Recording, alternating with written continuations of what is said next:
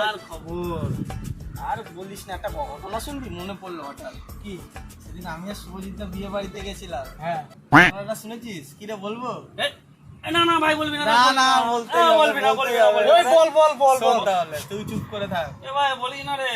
কি হয়েছে, সেদিন তো আমি আর শুভজিৎ বিয়ে বাড়ি গেছি। হ্যাঁ, এবার বিয়ে বাড়ি গিয়ে সবার সাথে দেখা ফেকা করলাম, কফি কফি খেলাম, এবার ঘুরে বেড়াচ্ছি, এর মতো আমাদের মতো আমরা ঘুরে বেড়াচ্ছি। হ্যাঁ, এবার খাওয়া দাওয়ার টাইম হয়েছে, খেতে ঢুকেছি। ব্যাস খাওয়া দাওয়া খেতে দিল, কিছুটা খেয়ে ও বলছে কি, ভাই আমি একটু বাথরুম করে আসি, মুতে আসি। আমি বলছি ঠিক আছে যা, তাড়াতাড়ি আসিস, ঠিক আছে, এত বেশিক্ষণ নেই খাওয়া দাওয়া। মালটা গেছে তো গেছে, আমার খাওয়া দাওয়া হয়ে গেছে ওইবার, আবার ওদের আবার আর একবার খেয়েছি আমি अरे कहना क्या चाहते हो? বসে, মানে দুইবার।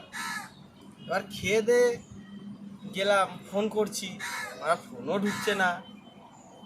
কান মেরেছে, আমি বলছি কান মেরেছে, কোথায় গেল রে মারাটা, ঠিক আছে। বেশ খুঁজতে খুঁজতে আমার মানে মুখ পেয়ে গেছে, আমি এবার গেছি মুখতে। তুইও ঘুরতে গেছিস? হ্যাঁ, এবার কি করবো, মানে পেয়ে গেছে, এত খুঁজেছি। একদম একদম। এবার গিয়ে দেখি নক করেছি, যেহেতু বাথরুম লেডিস ফেডিসও থাকতে পারে, দেখি মানে ভিতর থেকে গোঙানোর আওয়াজ আসছে।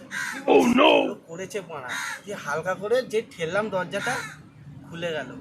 খুলে যা দেখলাম মাথা উঠে যাবে। কেন রে, কি দেখলি? দেখি মারাটা মোতার জায়গায় হেগে মেগে মারা চিত হয়ে পড়ে আছে, এরকম এ বাবা, ঠিক আছে। মুততে গিয়ে হেগে দিল? হ্যাঁ, মারা গায়ে বায়ে হেগে বেগে কি ছি! অবস্থা, মারা কি বলবো ভাই, মান সম্মানেও পড়ে যাচ্ছি লাস্টে। আচ্ছা শুভজিৎ, তুই যে এরকম করেছিলি, কারণটা কি ছিল? আর ভাই বলিস না, আমি বাথরুম করতে গেলাম, ওখান থেকে খাওয়া দাওয়ার ওখান থেকে বাথরুম করতে গেলাম। ভূত দেখেছিলি নাকি? আরে না, শুনবি তো। আচ্ছা বল। বাথরুম করতে গেছি, বাথরুম করতে গেলাম, বেশ গেলাম, ভালো কথা। যখন ঢুকবো, বাথরুমের দরজা লেখা আছে বসে হিসু করো।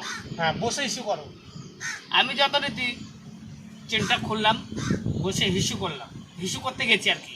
হিসু করতে গেছি, আমার বসে হিসু করতে গিয়ে হেগে ফেলেছি। এ বাবা, কি করে?